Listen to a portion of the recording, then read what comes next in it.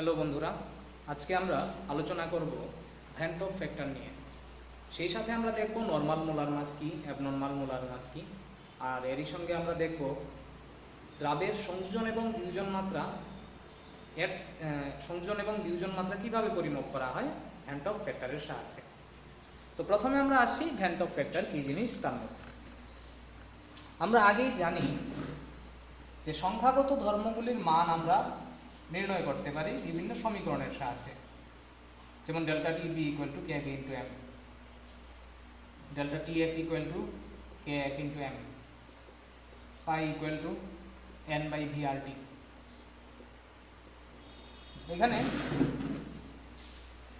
Delta T B হচ্ছে স্ফুটনাঙ্কের উন্নয়ন, K B হচ্ছে মোলাল স্ফুটনাঙ্ক উন্নয়ন ধ্রুবক, এম হচ্ছে মোলালিটি। একটা নির্দিষ্ট দ্রাবকের ক্ষেত্রে কেবি এর মান নির্দিষ্ট হয়, এম হচ্ছে দ্রবণের মোলালিটি। সমীকরণ থেকে দেখা যাচ্ছে আমরা যদি কেবিকে এম দিয়ে গুণ করি তাহলে আমরা একটা ডেল্টা টিবি পাবো, অর্থাৎ স্ফুটনাঙ্কের একটি বৃদ্ধি আমরা হিসাব করতে পারবো। স্ফুটনাঙ্কের বৃদ্ধি হিসাব করতে পারবো যদি আমরা এই দুটো রাশিকে গুণ করি।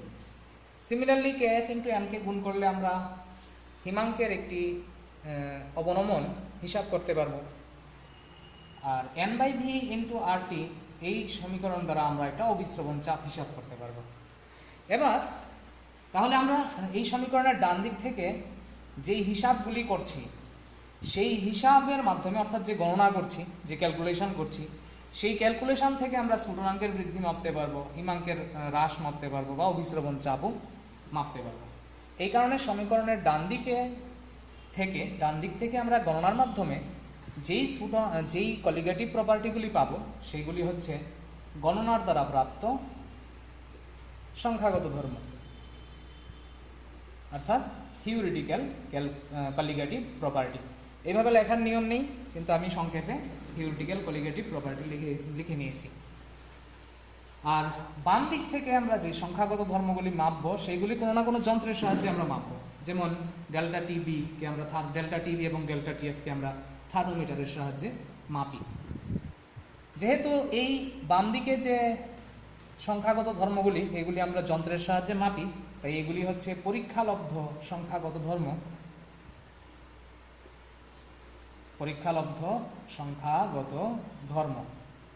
অর্থাৎ অবজার্ভড কলিগেটিভ প্রপার্টি। এবার যদি আমরা যেই দ্রাবটি নিয়েছি সেই দ্রাবটি যদি সংযোজিত বা বিয়োজিত না হয়, তাহলে আমরা যেই পরিমাণ দ্রবণে মিশিয়েছি দ্রবণের মধ্যে কিন্তু তত পরিমাণ দ্রাবের কণাই থাকবে। এই সময় পরীক্ষালব্ধভাবে আমরা যে কলিগেটিভ প্রপার্টি হিসাব দেখব, গণনার দ্বারা আমরা যে কলিগেটিভ প্রপার্টি পাবো দুটোটার মান একই হবে। অর্থাৎ যদি দ্রাব সংযোজিত বা বিয়োজিত না হয়, পরীক্ষালব্ধভাবে প্রাপ্ত সংখ্যাগত ধর্ম আর গণনার দ্বারা প্রাপ্ত সংখ্যাগত ধর্মের মান একই হবে। কিন্তু যদি দ্রাব সংযোজিত বা বিয়োজিত হয়, তাহলে আমরা দ্রাবকের মধ্যে যেই পরিমাণ দ্রাব মিশিয়েছি প্রকৃত কণা সংখ্যা কিন্তু এর থেকে বেশি বা কম হবে।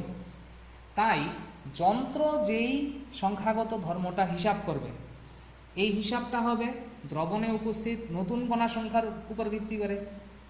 সেই কারণে যদি দ্রাবকের মধ্যে যোগ করা দ্রাবের সংযোজন বা বিয়োজন ঘটে, যন্ত্র যেই সংখ্যাগত ধর্ম পরিমাপ করবে, আমরা কি করব? আমরা কিন্তু হিসাব করব আমরা যেই পরিমাণ দ্রবণে মিশিয়েছি তার উপর ভিত্তি করে। স্বাভাবিকভাবেই এবার কিন্তু যন্ত্র যেই সংখ্যাগত ধর্ম পরিমাপ করবে আর আমরা ক্যালকুলেশন করে যেই সংখ্যাগত ধর্ম পাব, সেই দুইটার মান কিন্তু আলাদা হবে। তাহলে যখন দ্রাব সংযোজিত বা বিয়োজিত হয়, তখন যদি আমাদের এই অবজার্ভ কলিগেটিভ প্রপার্টি আর থিওরিটিক্যাল কলিগেটিভ প্রপার্টিকে সমান করে প্রকাশ করতে হয়, তাহলে কি করতে হবে? তখন আমরা এইভাবে প্রকাশ করতে পারি, যেমন delta TB equal to KB into M. এইভাবে তো সমান হবে না, দুটার মান ভিন্ন। সামনে একটা আই দিয়ে গুণ করলাম। এই আই হচ্ছে ভ্যান টপ গুণক বা van Hoff factor. Vent hop factor বা ভ্যান্ট হফ গুণক। এই সমীকরণ থেকে আমরা আই এর মান বের করতে পারবো I equal to delta TB by KB into molality. অর্থাৎ আই ইকুয়াল টু হবে ডেল্টা টিবি আমরা আগেই দেখেছি অবজার্ভড কলিগেটিভ প্রপার্টি, আর কেবি ইন্টু এম দেখেছি আমরা থিওরিটিক্যাল কলিগেটিভ প্রপার্টি। তাহলে ভ্যান্ট অফ ফ্যাক্টর হচ্ছে observed colligative property divided by theoretical colligative property. এবার আমরা আগের ভিডিওতে দেখেছি যে সংখ্যাগত ধর্মগুলি দ্রাবের মূল সংখ্যার সমানুপাতিক, অর্থাৎ দ্রাবের কণা সংখ্যার সমানুপাতিক। আবার আমরা জানি মূল সংখ্যা হচ্ছে ভর বাই আণবিক ভর, ভর বাই আণবিক ভরকে আমরা এম দিয়ে লিখলাম। সুতরাং সংখ্যাগত ধর্মগুলিকে আমরা লিখতে পারি সংখ্যাগত ধর্ম প্রপোর্শনাল টু 1/m, অর্থাৎ সংখ্যাগত ধর্মগুলি আণবিক ভর বা মোলার ভরের ব্যস্তানুপাতিক। Colligative properties are inversely proportional to molar mass. তাহলে এই ধারণা থেকে আমরা এখানে যদি সমীকরণটিকে একটু প্রকাশ করি তাহলে কি হবে? তাহলে এই সমীকরণ থেকে আমরা অলরেডি জেনেছি যে van't Hoff factor I equal to observed colligative property divided by theoretical colligative property. এখানে আমরা দেখেছি সংখ্যাগত ধর্ম প্রপোর্শনাল টু 1 মোলার মাস। তাহলে observed colligative property proportional two হবে 1 মোলার মাস, কিন্তু আমরা অলরেডি জেনেছি যে অবজার্ভড কলিগেটিভ প্রপার্টি যেটা হবে সেটা হবে দ্রবণের মধ্যে এখন যে দ্রাবের কণা সংখ্যা আছে, অর্থাৎ সংযোজন বা বিয়োজনের পরে যে কণা সংখ্যা আছে তার উপর ভিত্তি করে আমরা এই আণবিক ভর পাবো। সুতরাং এই আণবিক ভর তার প্রকৃত আণবিক ভর হবে না, এটা হবে অ্যাবনর্মাল মোলার মাস, অস্বাভাবিক আণবিক ভর, অ্যাবনর্মাল মোলার মাস। তাই এটাকে আমরা এম এর পরিবর্তে এম ড্যাশ চিহ্ন দিয়ে রিপ্রেজেন্ট করলাম, এম ড্যাশ চিহ্ন দিয়ে রিপ্রেজেন্ট করলাম। অর্থাৎ অবজার্ভড কলিগেটিভ প্রপার্টি থেকে আমরা যে আণবিক ভর বের করব সেটা হবে অ্যাবনর্মাল মোলার মাস, তার প্রকৃত আণবিক ভর হবে না। কিন্তু থিওরিটিক্যাল কলিগেটিভ প্রপার্টি আমরা হিসাব করব আমরা যেই পরিমাণ দ্রাবের কণা যোগ করেছিলাম তার উপর হিসাব করে। তাই থিওরিটিক্যাল কলিগেটিভ প্রপার্টি থেকে আমরা যে আণবিক ভর পাবো সেটা হবে দ্রাবের প্রকৃত আণবিক ভর, অর্থাৎ নর্মাল মোলার মাস। ওকে, তাহলে আমরা দেখেছি observed colligative property proportional to 1 molar mass, 1 abnormal molar mass, আর theoretical colligative property proportional to 1 normal molar mass. সুতরাং এই সমীকরণটিকে যদি আমরা লিখি এইভাবে তাহলে লিখতে পারি এম বাই এম ড্যাশ। এখান থেকে দেখা যাচ্ছে কি observed colligative property proportional to 1 molar mass, 1 abnormal molar mass, আর theoretical colligative property inversely proportional to molar mass, অর্থাৎ পরীক্ষালব্ধভাবে প্রাপ্ত সংখ্যাগত ধর্ম অ্যাবনর্মাল মোলার মাসের ব্যস্তানুপাতিক, আর গণনার দ্বারা প্রাপ্ত সংখ্যাগত ধর্ম প্রকৃত আণবিক ভরের ব্যস্তানুপাতিক। এই হচ্ছে ভ্যান্ট অফ ফ্যাক্টরের নির্ণীত সমীকরণ। এবার আমরা দেখব সংযোজন বা বিয়োজন মাত্রাকে আমরা এই ভ্যান্ট অফ ফ্যাক্টরের সাহায্যে কিভাবে মাপতে পারি। ধরে নিচ্ছি একটি দ্রাবক এর বিয়োজন মাত্রা আলফা, আরেকটি দ্রাবের সংযোজন মাত্রা এক্স। তাহলে বিয়োজন মাত্রা আলফা বলতে আমরা কি বুঝি? আমরা বুঝি যে 1 মোল দ্রাব নিলে তার থেকে আলফা মোল দ্রাব বিয়োজিত হয়। 1 মোল দ্রাব যদি নেই তার থেকে আলফা মোল বিয়োজিত হয়। আর সংযোজন মাত্রা এক্স বলতে আমরা বুঝি 1 মোল দ্রাব নিলে এক্স মোল দ্রাব সংযোজিত হয়। এই বিয়োজন মাত্রা আলফা ভ্যান্ট অফ ফ্যাক্টরের উপর যেভাবে নির্ভর করে তা হলো alpha equal to i-1 divided by n-1। সমীকরণটি ভালো করে মনে রাখতে হবে। আর সংযোজন মাত্রা X equal to i-1 divided by 1/n-1। এই দুটো সমীকরণই খুব গুরুত্বপূর্ণ, এই দুটি সমীকরণকে ভালো করে মনে রাখতে হবে। এখানে আই কি জিনিস? আই হচ্ছে ভ্যান্ট অফ ফ্যাক্টর। আই হচ্ছে ভ্যান্ট অফ ফ্যাক্টর আমরা আগেই জেনেছি। আলফা হচ্ছে বিয়োজন মাত্রা, এন হচ্ছে একটি দ্রাবের কণা বিয়োজিত হয়ে কত আয়ন তৈরি করে, বিয়োজিত হয়ে কত সংখ্যক আয়ন তৈরি করে। বিয়োজন মাত্রাগুলি আয়নীয় যৌগের বেলায় গুরুত্বপূর্ণ, কারণ আয়নীয় যৌগগুলি বিয়োজিত হয়ে আয়ন তৈরি করে। আর এক্ষেত্রে এক্স হচ্ছে সংযোজন মাত্রা, আই হচ্ছে ভ্যান্ট অফ ফ্যাক্টর, এন হচ্ছে যত সংখ্যক দ্রাবের কণা সংযোজিত হয়ে একটি নতুন কণা তৈরি করে। যেমন উদাহরণ দিয়ে আমরা এটাকে বুঝাচ্ছি।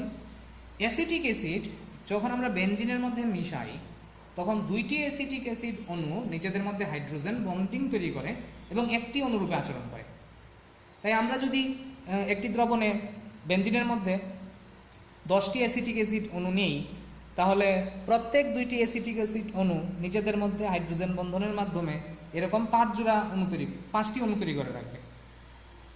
এক্ষেত্রে দুইটি অ্যাসিটিক অ্যাসিড অণু নিজেদের মধ্যে যুক্ত হয়ে একটি অণু তৈরি করেছে, তাই অ্যাসিটিক অ্যাসিডের বেলায় এই এন এর মান হবে 2। তাহলে এই দুটো সমীকরণ ভালো করে মনে রাখতে হবে। এবার আমরা দেখব এই সমীকরণগুলি কিভাবে এসেছে। ধরে নিচ্ছি দ্রাবকে আমরা এ এর সাহায্যে প্রকাশ করব, আরও ধরে নিচ্ছি যে দ্রাবের বিয়োজন মাত্রা আলফা,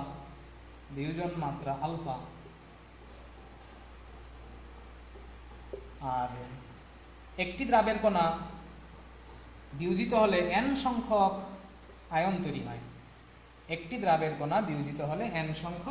তৈরি হয়। তাহলে আমরা এখান থেকে কি বলতে পারবো? আমরা এখান থেকে বলতে পারবো একটি দ্রাবের কণা বিয়োজিত হয়ে n সংখ্যক আয়ন তৈরি করে। তাহলে 1 মোল যদি আমরা দ্রাবের কণা নিই তার থেকে বিয়োজিত হয় কত সংখ্যক? n আলফা মোল।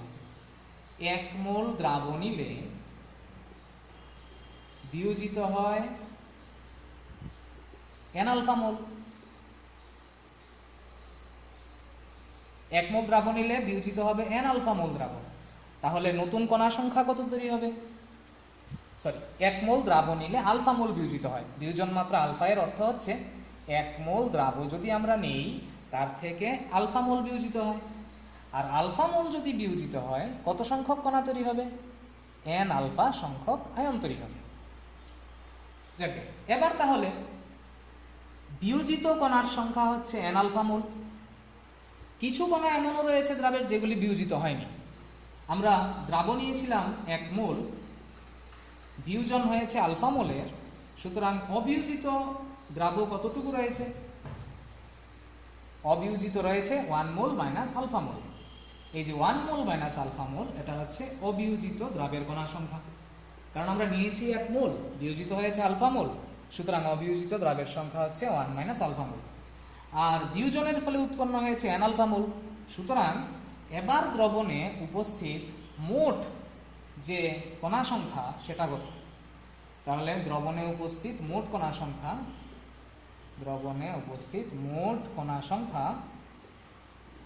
1 minus alpha plus n alpha. n alpha হচ্ছে বিয়োজনের পরে উৎপন্ন আয়নের সংখ্যা, আর 1 মাইনাস আলফা হচ্ছে অবিয়োজিত দ্রাবের কণা সংখ্যা। আর আমরা লঘুভাবে প্রকাশ করলে বলতে পারি যে ভ্যান টপ ফ্যাক্টর হচ্ছে সংযোজন বা বিয়োজনের পরে দ্রবণের মধ্যে দ্রাবের কণা সংখ্যা কতটুকু তাই ভ্যান টপ ফ্যাক্টর নির্দেশ করে। সুতরাং van't Hoff factor I equal to আমরা বলতে পারি 1 minus alpha plus n alpha. এত পরিমাণ দ্রাবের কণা রয়েছে সংযোজন বা বিয়োজনের পরে, এক্ষেত্রে বিয়োজনের পরে এত পরিমাণ দ্রাবের কণা রয়েছে, আর বিয়োজনের পরে মোট যে কণা সংখ্যা সেটাই ভ্যান টপ ফ্যাক্টরকে প্রকাশ করে লঘুভাবে বললে। তাহলে এবার আমরা সমীকরণটিকে একটু সরলীকরণ করব। 1কে এদিকে নিয়ে যাব, তাহলে হবে i minus 1 equal to n আলফাকে সামনে নিয়ে আসবো n আলফা মাইনাস আলফা, আর i মাইনাস 1 ইকুয়াল টু আলফাকে কমন নেব, তাহলে হবে alpha into n minus 1 or alpha equal to i minus 1 by n minus 1। এইভাবে আমরা বিয়োজন মাত্রার সমীকরণটি পেয়েছি। এবার আমরা দেখব সংযোজন মাত্রার যে সমীকরণটি ভ্যান টপ ফ্যাক্টরের সঙ্গে সম্পর্ক, ওইটা আমরা কিভাবে পাবো সেটা দেখব। তাহলে আমরা ধরে নিচ্ছি সংযোজন মাত্রা x, সংযোজন মাত্রাকে ধরে নিচ্ছি x, আরও ধরে নিচ্ছি n সংখ্যক দ্রাবের কণা সংযোজিত হয়ে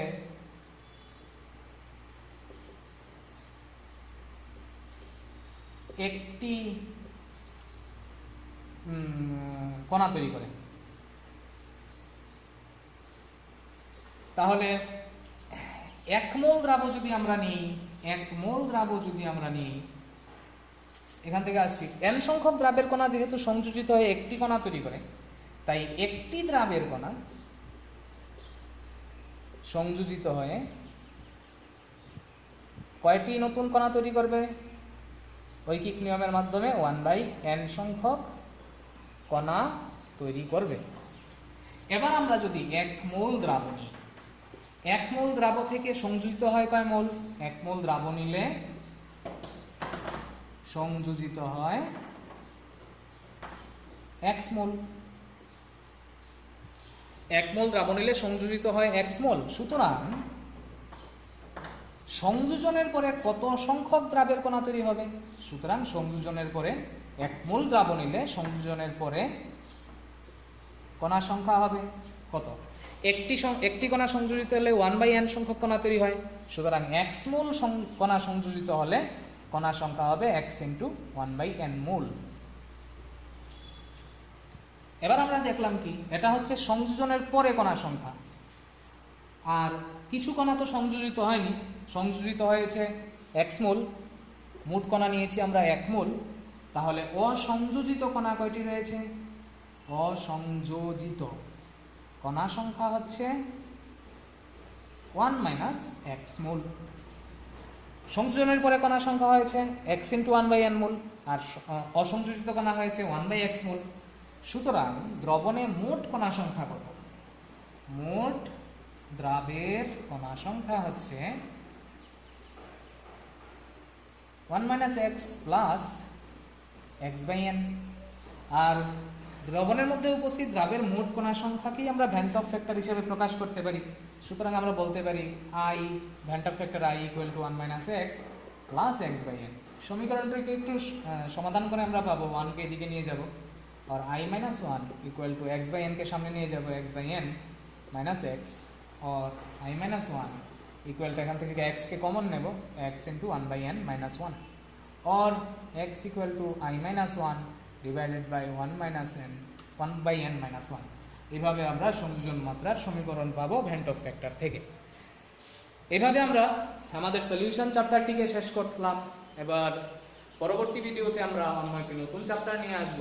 এই সময়ের মধ্যে তোমরা এই সলিউশন চ্যাপ্টারটিকে বারবার পড়ে রেডি হয়ে নেবে এবং এনসিইআরটি বইয়ের মধ্যে যে সলভ এক্সাম্পলগুলি দেওয়া আছে সেগুলি ভালো করে প্র্যাকটিস করবে এবং এই চ্যাপ্টারের কনসেপ্টগুলো খুব ভালো করে মনে রাখার চেষ্টা করবে। ভালো থাকবে সবাই। জয় হিন্দ, জয় ভারত।